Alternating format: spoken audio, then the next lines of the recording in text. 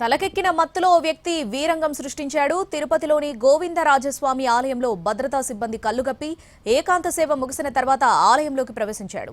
తర్వాత మహాద్వారం లోపల ఉన్న గోవిందరాజస్వామి ఆలయం గోపురం ఎక్కి కలశాలు లాగే ప్రయత్నం చేశాడు. కిందకి దించేందుకు అధికారులు ప్రయత్నించినా మాట వినలేదు. క్వార్టర్ బాటిల్ ఇస్తేనే కిందికి దిగుతానంటూ షరతులు పెట్టాడు. మొత్తానికి 3 గంటల పాటు శ్రమించి ఐరన్ నిచ్చెనల ద్వారా కిందకి దింపారు పోలీసులు. నిజామాబాద్ జిల్లాకు చెందిన తిరుపతిగా గుర్తించారు. అనంతరం అతన్ని అరెస్ట్ చేసి స్టేషన్ కు తరలించారు పోలీసులు.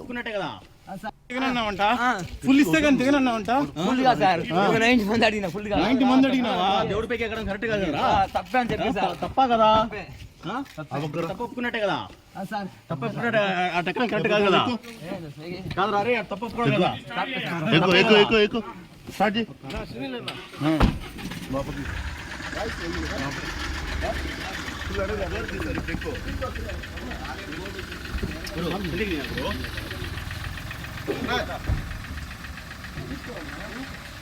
ಇಲ್ಲ ಇಲ್ಲ ಇಲ್ಲ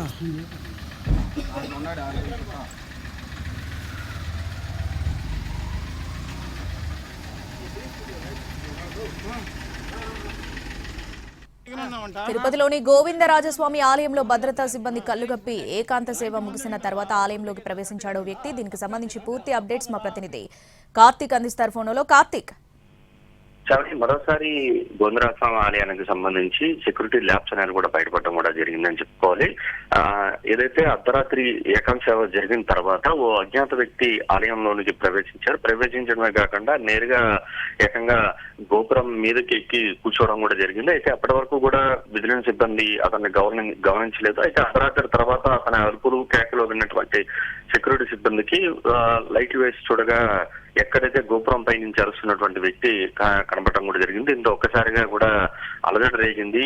అజ్ఞాత వ్యక్తి అదే ఆలయంలో ప్రవేశించడం, నేరుగా ఏదైతే గోపురం మీద ఉండడం కారణంగా అందరూ ఆందోళనకు గురై వెంటనే కూడా పోలీసులకు కూడా సమాచారం ఇచ్చారు. దాదాపు 3 గంటల పాటు కూడా తిరుపతి ఈస్ట్ పోలీసులతో పాటు సమీపంలో ఉన్నటువంటి పోలీసులందరూ కూడా భారీ నిచ్చెన వేసి అతన్ని కిందకి దింపేందుకు అవస్థలు పడ్డారని చెప్పుకోవాలి. దాని తర్వాత అతను ఏదైతే కోరాడో ఆ కోరికను కూడా తెరుస్తామంటూ కూడా చెప్పిన కారణంగా అతను కిందకు దిగినటువంటి పరిస్థితి. అతను దింపడానికి కూడా ప్రత్యేకమైనటువంటి పెద్ద నిచ్చెన అనేది కూడా వాడడం కూడా జరిగింది పోలీసులు. ఇటు ఫైర్ సిబ్బంది ఇద్దరు కూడా కలిసి అతన్ని క్షేమంగా అయితే కిందకు దింపారు. అతనైతే నేను మద్యం కోసం ఎక్కాను, మద్యం ఇస్తానన్నారు, అందుకని దిగేశానంటూ కూడా అతను చెప్పడం కూడా జరిగింది. అయితే కేవలం ఇదంతా కూడా మద్యం మత్తులో అతనికి మానసిక స్థితి కూడా సరిగా లేనట్టుగా కూడా తెలుస్తుంది. తెలంగాణ రాష్ట్రం నిజామాబాద్ చెందినటువంటి తిరుపతిగా కూడా ఇతని పేరుగా కూడా గుర్తించడం కూడా జరిగింది. అయితే అసలు ఎందుకు ఎక్కాడు, అసలు ఎందుకు లోపలికి వెళ్ళాడు అనేటువంటి వాటి మీద కూడా విచారిస్తున్నామని చెప్తూ వస్తున్నారు. అయితే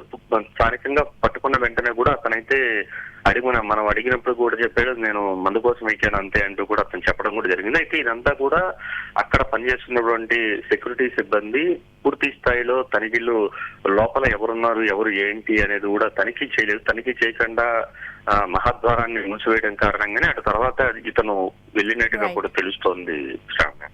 right Karthik, thanks for the updates.